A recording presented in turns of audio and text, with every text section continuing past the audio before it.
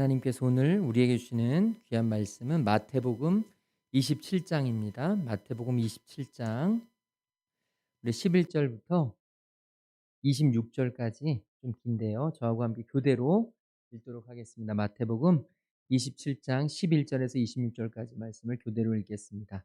예수께서 총독 앞에 섰음에 총독이 물어 이르되 내가 유대인의 왕이냐? 예수께서 대답하시되 내 말이 옳도다 하시고 대제사장들과 장로들에게 고발을 당하되 아무 대답도 아니하시는지라. 이에 빌라도가 이르되 그들이 너를 쳐서 얼마나 많은 것으로 증언하는지 듣지 못하느냐 하되 한마디도 대답하지 아니하시니 총독이 크게 놀라워하더라. 명절이 되면 총독이 무리의 청원대로 죄수 한 사람을 놓아주는 전례가 있더니 그때 바라바라 하는 유명한 죄수가 있는데 그들이 모였을 때 빌라도가 물어 이르되 너희는 내가 누구를 너희에게 놓아주기를 원하느냐 바라바냐 그리스도라 하는 예수냐 하니 이는 그가 그들의 시기로 예수를 넘겨준 줄 알미더라. 총독이 재판석에 앉았을 때에 그의 아내가 사람을 보내어 이르되 저 옳은 사람에게 아무 상관도 하지 마옵소서 오늘 꿈에 내가 그 사람으로 인하여 애를 많이 태웠나이다 하더라.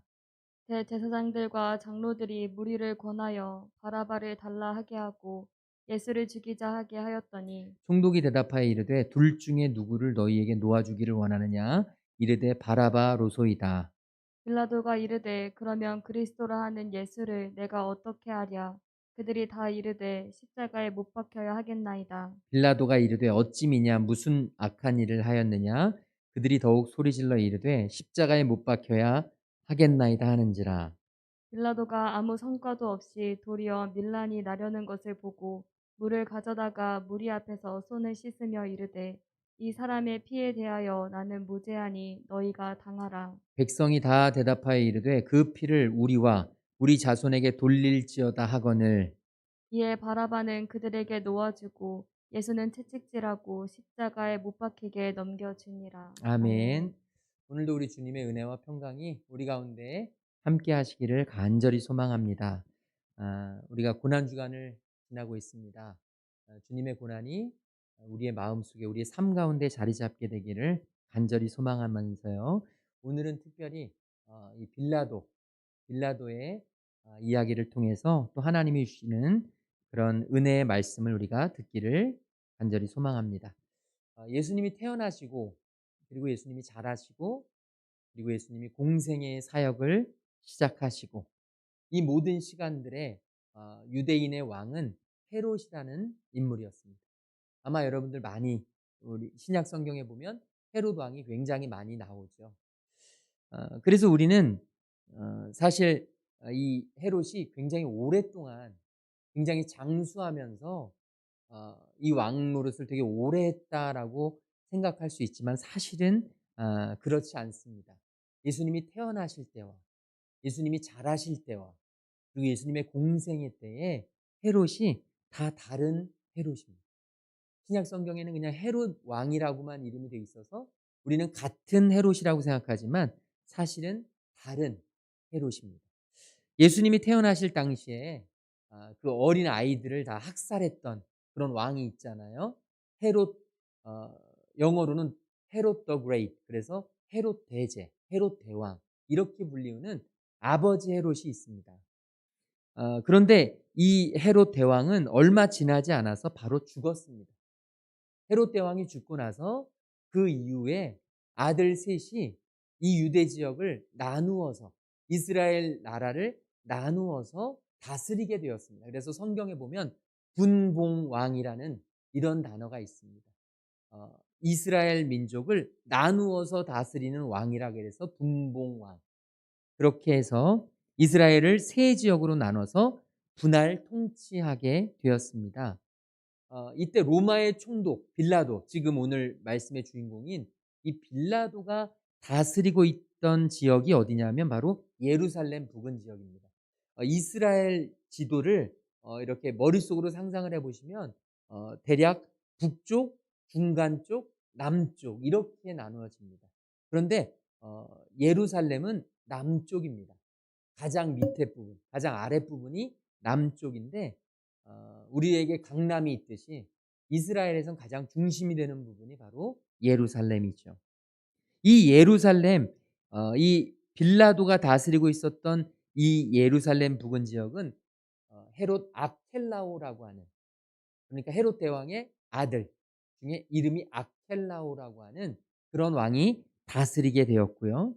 그리고 이 예루살렘 바로 위쪽에 보면 갈릴리가 있습니다. 갈릴리 중간 지역이 갈릴리 지역인데, 이 갈릴리 지역은 헤롯 안티파스, 혹시 들어보셨는지 모르겠는데 헤롯 안디바라고 세례 요한의 목을 친 왕이 바로 헤롯 안티파스라고 하는 왕입니다.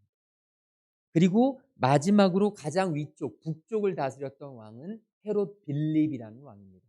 그러니까 같은 헤롯 왕이라고 부르지만 사실은 지역마다 다 다른, 시기마다 다 다른 헤롯 왕인 것을 우리가 보게 됩니다.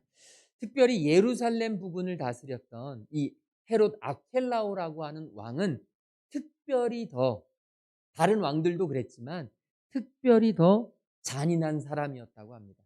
많이 들어보셨잖아요. 네로 왕이 잔인했다고. 그런데 이 헤롯 아켈라오도 굉장히 잔인한 사람이어서 이 헤롯 아켈라오가 왕이 되는 순간 그 자신이 왕이 되는 것을 반대하던 유다 사람들 3천 명을 그 자리에서 학살했다는 기록이 있습니다. 워낙 잔인했기 때문에 사람 죽이는 것을 두려워하지 않고 굉장히 강력하고, 그렇게 헤롯 아켈라오가 그렇게 그 지역을 다스리다 보니까 이제 로마에서 걱정이 생긴 겁니다. 왜냐하면 로마가 지금 이스라엘을 다스리고 있었잖아요. 그런데 이스라엘을 로마에서 다 오지 못하니까 이 자체적으로 왕을 세운 건데, 이 왕이 폭군이 되다 보니까 굉장히 로마에서 불편해졌습니다. 그래서 다른 두 지역의 왕들은 그대로 두고 이 헤롯 아켈라오는 로마로 추방을 시킵니다. 다시 불러들입니다. 그리고 이 예루살렘 지역만은 분봉 왕이 다스리지 않고 바로 총 여기에 보면 빌립 디모 여기에 보면 그러니까 빌라도를 그대로 총독을 보내서 다스리게 했습니다. 그러니까 다시 한마디로 하면 이 북쪽 중부 지역은 왕들이 다스렸지만 이 가장 중요한 땅 예루살렘 지역은 한마디로 직영을 한 겁니다. 총독을 보내서, 로마 사람을 보내서 다스리게 했는데, 그 사람의 이름이 바로 본디오 빌라도였습니다. 이름은 빌라도고 이 본디오라고 하는 단어는 본도라는 단어인데 이건 지역 이름입니다. 출신지를 나타내죠. 이 빌라도라는 이름의 뜻은 창을 가진 사람. 벌써 이름은 그냥 있는 게 아니라 굉장히 의미가 있거든요. 이 빌라도라고 하는 사람이 당시 귀족층 중에서 전투에 능한 사람, 굉장히 싸움을 잘했던 사람 이라고 많은 사람들이 추측을 하고 있습니다. 이 빌라도가 AD 26년에서 36년 정도까지 한 10년여 동안 총독으로 있다가 쫓겨나게 됩니다.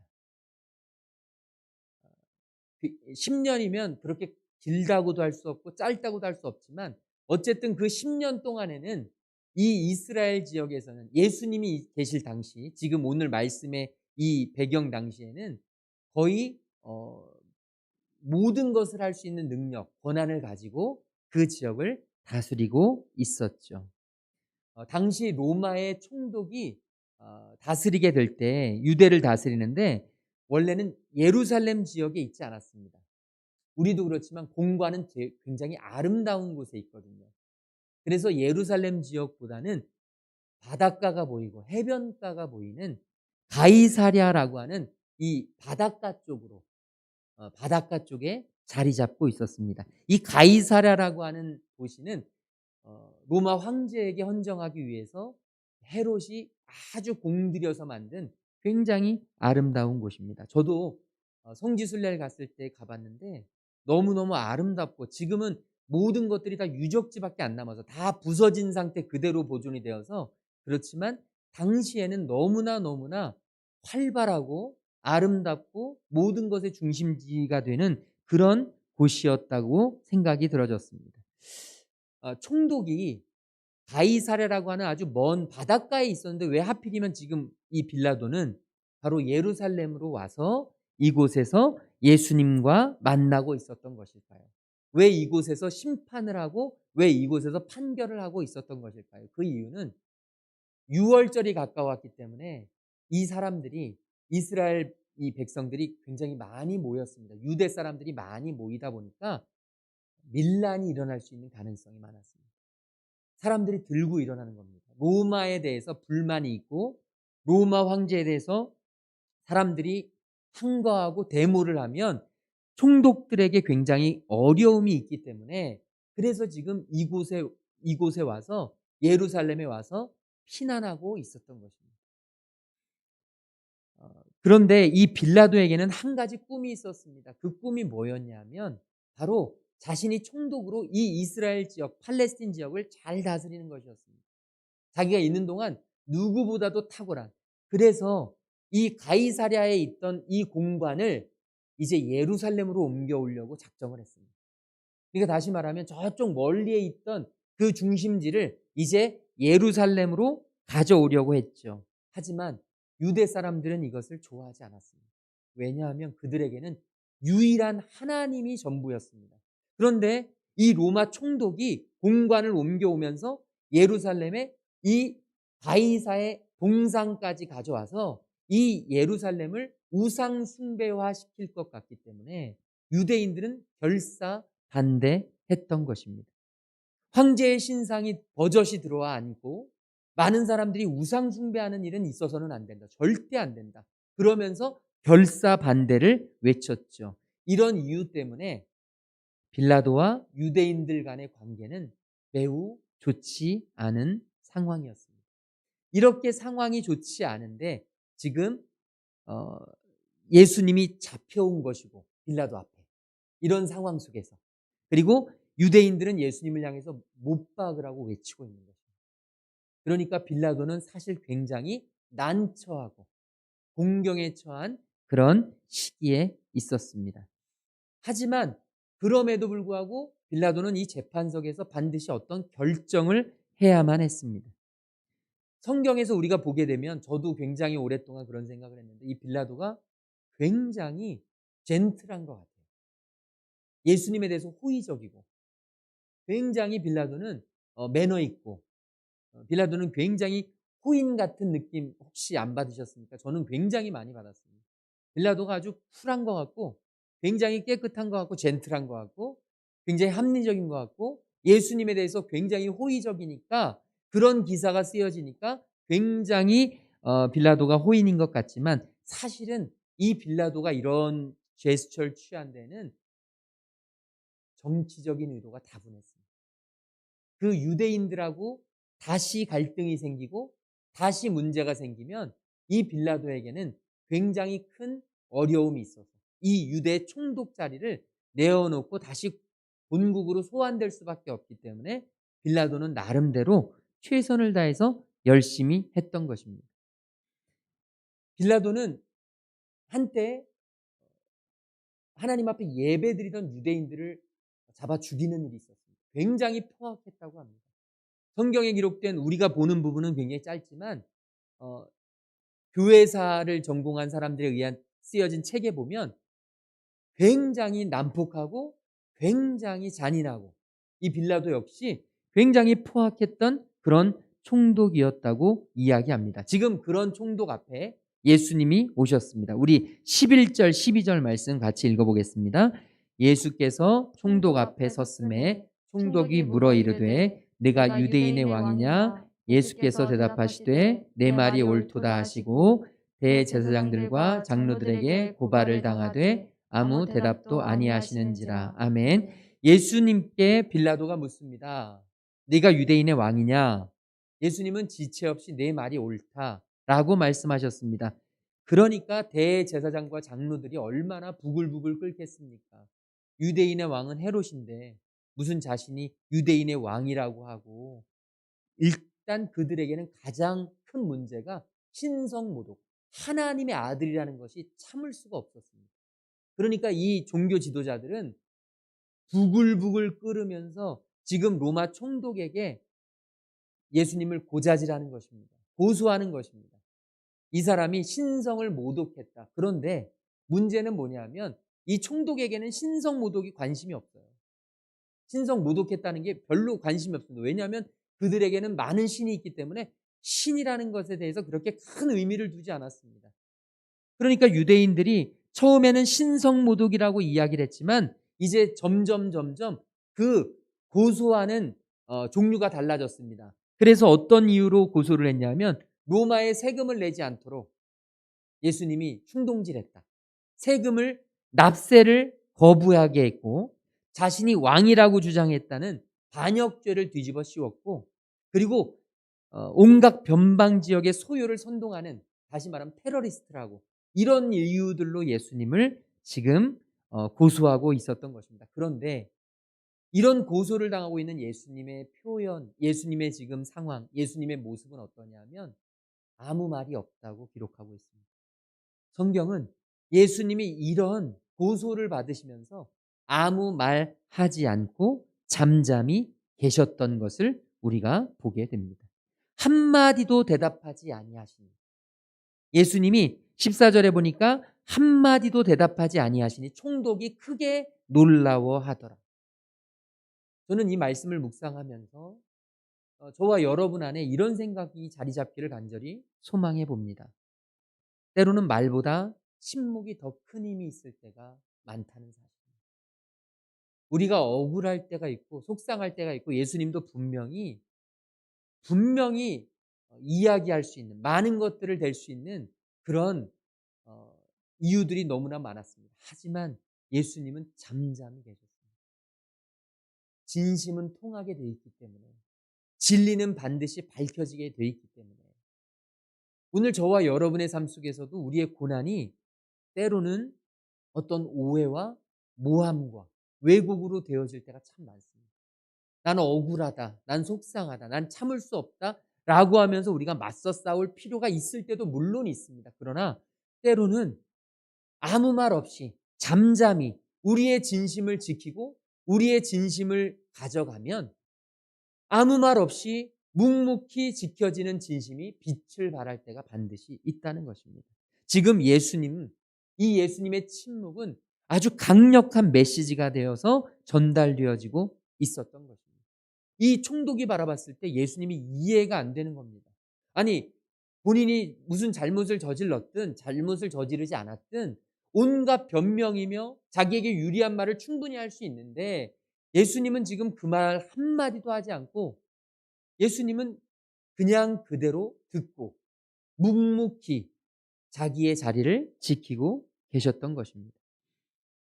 예수님께서 말씀을 안 하고 계시자 이제 이 총독은 자신의 장기를 발휘해서 타협을 봅니다. 그 당시에 명절이 되면 유월절이 되면 죄수를 풀어주고 다른 죄수를 바꾸어주는 전례가 있는데 예수님에 대해서 딜을 하고 있습니다. 그래서 바라바라고 하는 살인죄를 저지른 이 바라바라고 하는 사람과 예수님 간의 딜을 지금 유대인들에게 제시하고 있습니다. 자, 15절 말씀입니다. 15절에 보면 명절이 되면 총독이 무리의 청원대로 죄수 한 사람을 놓아주는 전례가 있는데 16절, 17절 같이 읽겠습니다.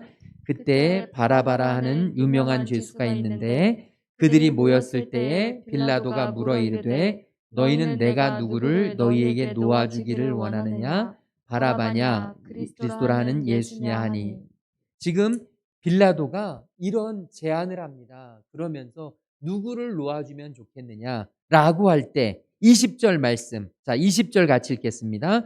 대제사장들과 장로들이 무리를 권하여 바라바를 달라 하고 예수를 죽이자 하게 하였더니 아멘. 여기에 보면 오늘 저와 여러분이 다시 한번 초점을 맞춰야 될 부분이 바로 이것입니다. 악의 세력이 얼마나 집요한지 악은 끊임없이 우리를 무너뜨리려고 덤벼듭니다. 어제도 말씀드리고 계속해서 말씀드리지만 처음에는 아주 작은 빈틈만 우리에게 보여도 사단들이 마귀들이 달려듭니다. 그런데 처음의 공격은 그렇게 크지 않아요. 틈이 작으니까.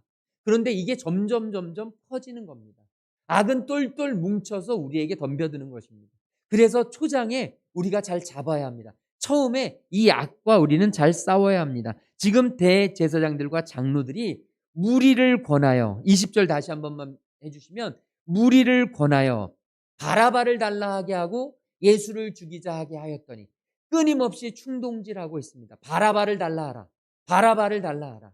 그리고 예수를 죽이라 하라. 예수를 죽이자 하라. 끊임없이 지금 무리들은요, 충동질을 합니다. 자신의 이익을 위해서. 사실은 무리들은 생각이 별로 없어요. 무리들은 예수님이 슈퍼스타였고 예수님이 굉장히 큰 기적을 일으켰던 사람들입니다.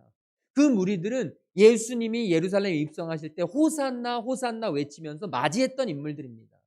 그 무리들은 예수님이 기적을 일으킬 때마다 그 주변을 지켰던 인물들입니다. 그들 중에서 예수님께 불만을 갖거나 예수님을 대적해야 될 만한 이유가 있는 사람이 많지 않았습니다. 그럼에도 불구하고 그들이 이렇게 외칠 수 있었던 건 바로 그들을 조종하는 악의 세력들 때문이었습니다. 이게 범죄가 무서운 게요, 아무도 모르는 사람들, 아무도 모르는 무리를 조종해서 뒤에서 소수의 사람들이 좌우지하는 것이 너무너무 크고 무서운 일입니다. 오늘 우리도 정신을 바짝 차려야 하는 이유가 여기에 있습니다.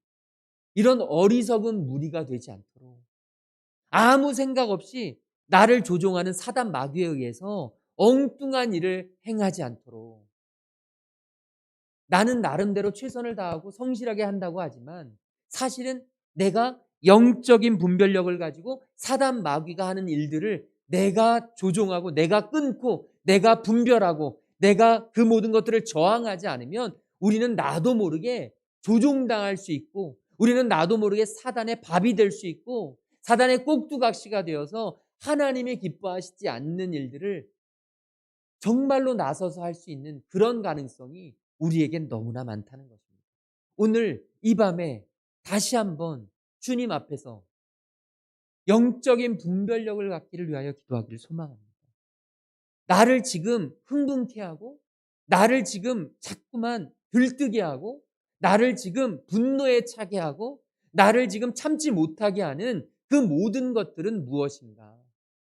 때로는 거룩한 분노가 있을 수도 있고 때로는 바로 서야 될, 반드시 가져야 될 그런 분노도 충분히 있을 수 있습니다. 하지만 우리는 때때로 아무것도 모르고 무지한 상태에서 나도 모르게 누군가의 말 한마디 때문에 누군가의 조종 때문에 특별히 그 누군가의 가장 밑바닥 근원에는 사단 마귀가 자리 잡고 있습니다.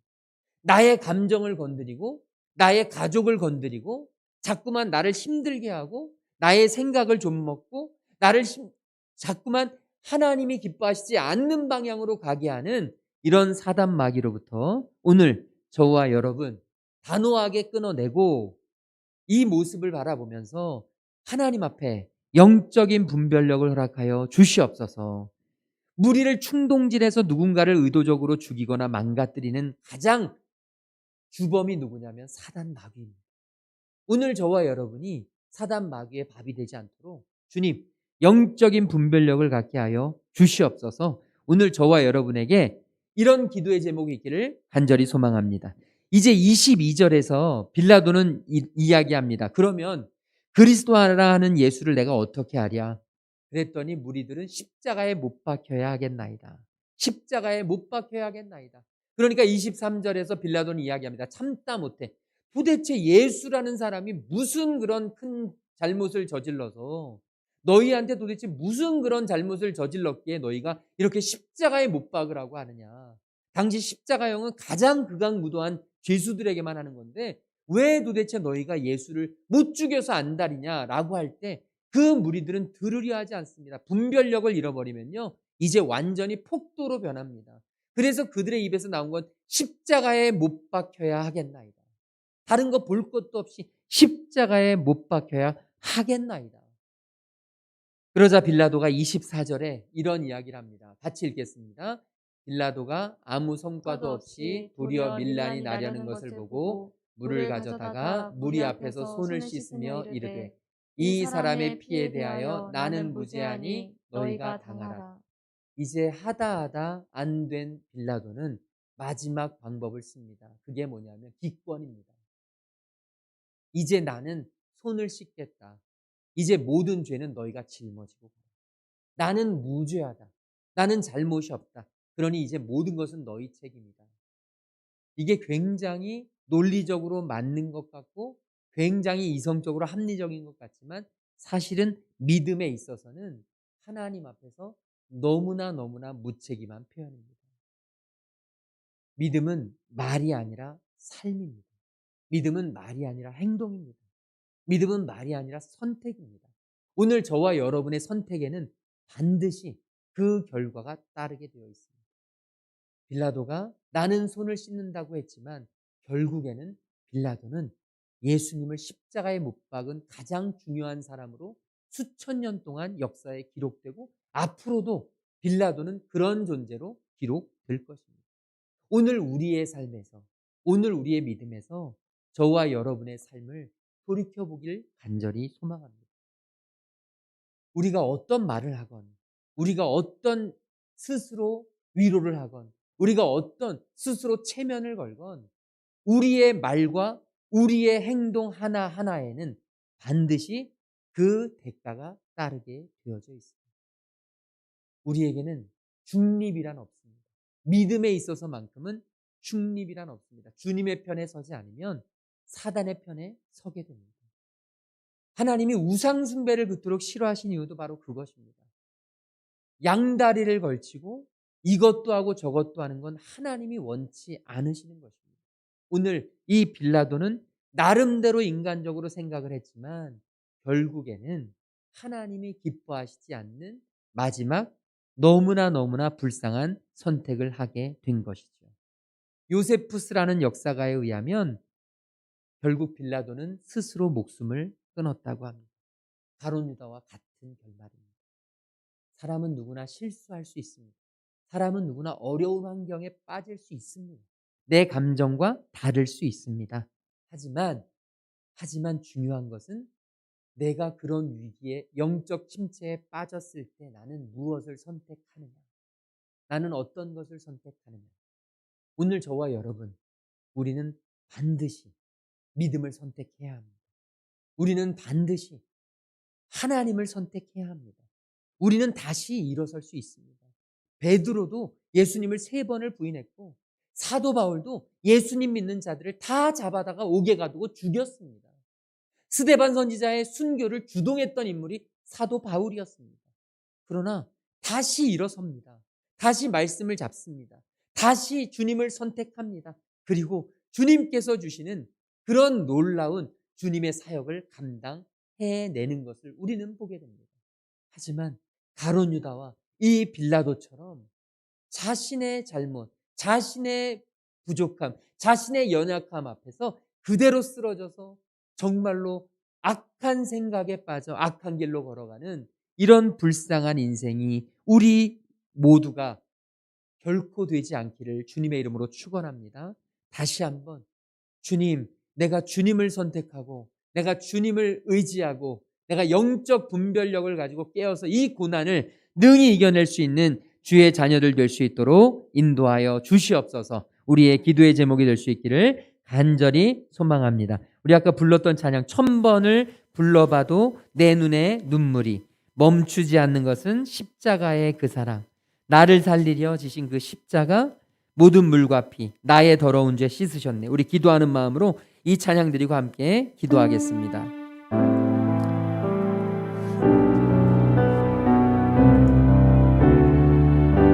천번을 불러봐도 1000번을 불러봐도 내 눈에 눈물이 멈추지 않는 것은 십자가의 그 사랑, 나를 살리려 지신 그 십자가, 모든 물과 피 나의 더러운 죄 씻으셨네. 나를 향한 그 사랑, 생명을 내어주사 영원한 생명을 내게 주심을 감사해.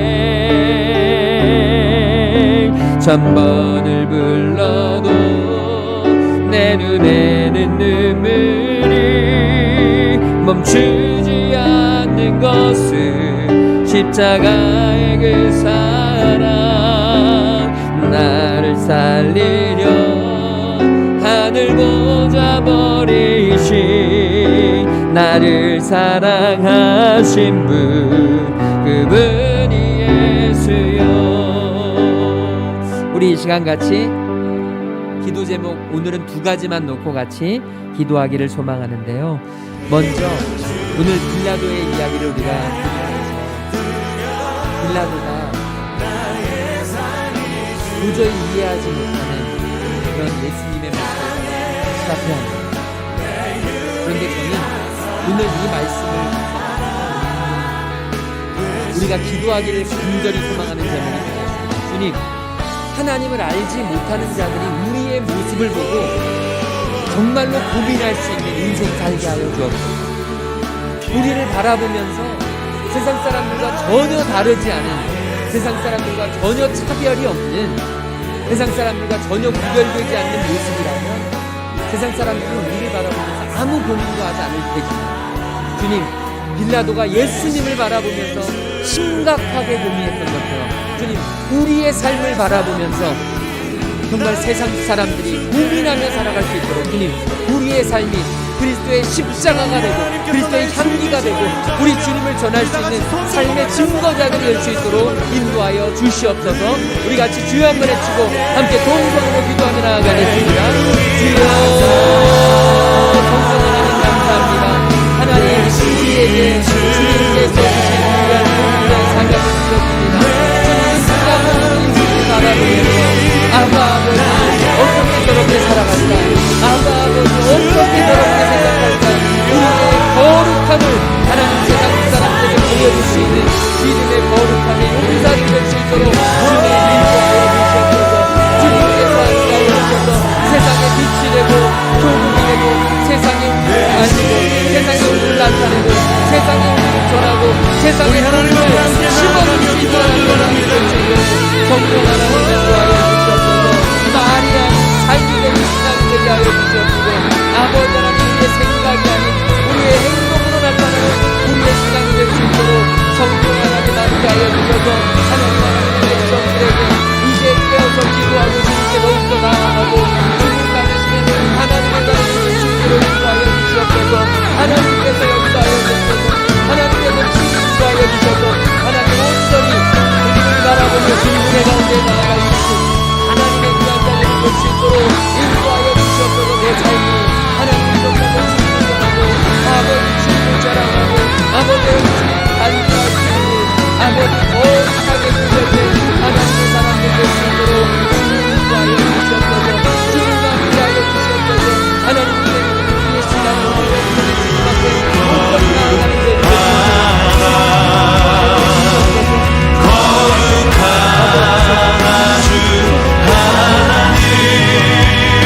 우리 한 번만 다 같이 또 기도하겠습니다. 우리 한 번만 더 기도하겠습니다. 빌라도도 바론 유다도 하나님 앞에서 범한 그 실수 때문에 자신을 용서하지 못하고 너무나 안타까운 선택을 합니다. 그러나 하나님은 우리를 사랑하셔서 지금도 우리에게 기회를 주시고 지금도 우리가 다시 일어서기를 원하시는 줄로 믿습니다. 하나님 앞에서 다시 일어서겠노라고, 하나님, 내가 부족하고 연약하지만 하나님 다시 일어설 수 있는 힘을 달라고 우리 시간 간절히 기도하기를 소망합니다. 하나님, 영적 부흥이 우리에게서 일어나게 하여 주시옵소서. 하나님, 성령의 충만함이 우리에게서 다시 용서 숨쳐 하나님의 귀한 쓰임을 받는 저희들 되도록, 하나님의 군사되는 저희들 될 수 있도록 인도하여 주시옵소서. 우리 주여 한 번에 주님께 동성으로 기도하자. 자유롭게 돌아가겠습니다. 주여, 감사합니다. 어제도 계셨